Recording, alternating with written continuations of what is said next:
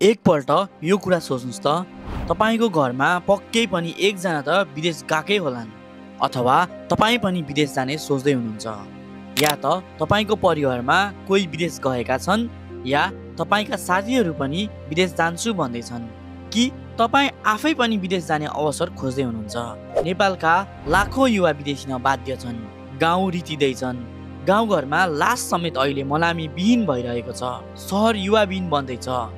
यो संकट हो कि अवसर होला त? युवा पलायन नेपालका लागि नयाँ समस्या होइन, तर अहिलेको अवस्था झनै गम्भीर छ।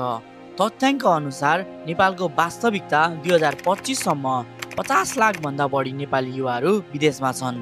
हरेक दिन औसतमा 1500 भन्दा बढी नेपाली वैदेशिक रोजगारका लागि बाहिरिन्छन्।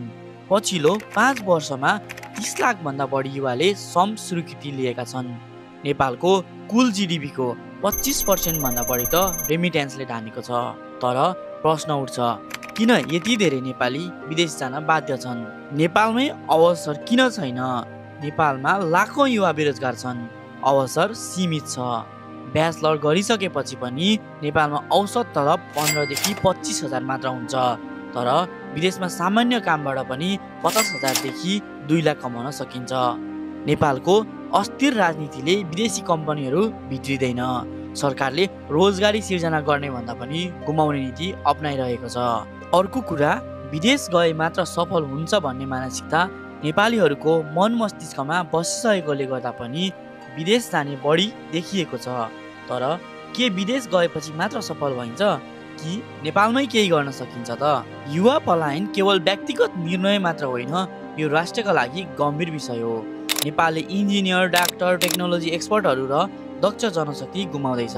विदेशिएका धेरै युवाहरू कहिले नेपाल फर्कदैनन्, जसले नेपाली समाजमा अदक्ष जनशक्ति मात्रै बस्ने भएकोले समाज कमजोर बनिरहेको छ। गाउँहरू खाली हुँदैछ, कृषिमा काम गर्ने जनशक्ति घट्दैछन्, जसले नेपालका लागि ठुलो नोक्सान गर्दैछ। अब के गर्ने? के यसको समाधान छ? नेपालमा अवसर छैन कि हामीले अवसर सिर्जना गरिरहेका छैनौँ? नेपालमै अवसर सिर्जना गर्ने केही उपायहरू। विदेश जानु नराम्रो होइन, तर नेपालमै अवसर सिर्जना गर्न सकिन्छ भने किन नगर्ने? नेपालमै व्यवसाय, स्टार्टअप, कृषि, पर्यटनमा लगानी बढाउने, सरकार नीतिमा सुधार ल्याएर लगानी मैत्री वातावरण बनाउने, युवा उद्यमीलाई सहयोग गर्ने, न्यू टेक्नोलोजी एन्ड इनोभेसन जस्तै IT, digital marketing, remote work जस्ता कामहरू नेपालमै सुरु गर्ने, वैदेशिक शिक्षालाई नेपालमै उपयोग गर्ने र विदेशमा सिप सिकेर नेपालमै फर्केर काम गर्ने वातावरण बनाउने, उत्पादनशील अर्थतन्त्र गर्ने, कृषि, जलविद्युत, पर्यटन, सूचना प्रविधि र उद्योगहरूमा सरकारले ध्यान दिनुपर्ने हुन्छ।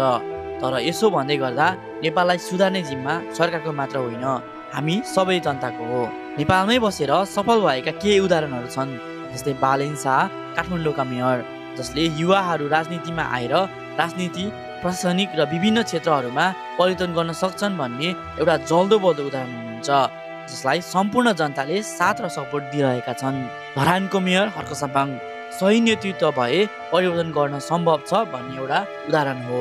आइटी स्टार्टअपहरू हाम्रो पात्रो, इसेवा, फोन पे जस्ता डिजिटल प्रविधिले नेपालमै अवसर दिन सक्यो र इस्टाब्लिस बिजनेस बनेको छ। यी उदाहरणहरूले देखाउँछन् कि नेपालमै बसेर केही गर्न सम्भव छ, सही नेतृत्व भए परिवर्तन सम्भव छ भन्ने वाक्यले हामीलाई यो सिकाउँछ कि परिवर्तन केवल चाहनाले होइन, दूरदर्शी र जिम्मेवारी नेतृत्वबाट सम्भव हुन्छ। त्यसैले नेतृत्व छान्दा सचेत हुनुपर्छ। अब तपाईँलाई सोध्न चाहन्छु, के तपाईँ नेपालमै केही गर्न चाहनुहुन्छ कि विदेश नै एक मात्र विकल्प हो? तपाईँको विचार तल कमेन्ट गर्नुहोस्। यदि तपाईँ नेपालमै केही गर्न चाहनुहुन्छ भने कुन क्षेत्रमा अवसर खोज्दै हुनुहुन्छ? यो भिडियो उपयोगी लाग्यो भने लाइक, सेयर एन्ड सब्सक्राइब गर्न नबिर्सनुहोला। विदेश जाने कि नेपालमै केही गर्ने त? यो बहस तपाईँ र हामी सबैको हो। हामी फेरि अर्को महत्त्वपूर्ण विषयमा भेट्नेछौँ। धन्यवाद।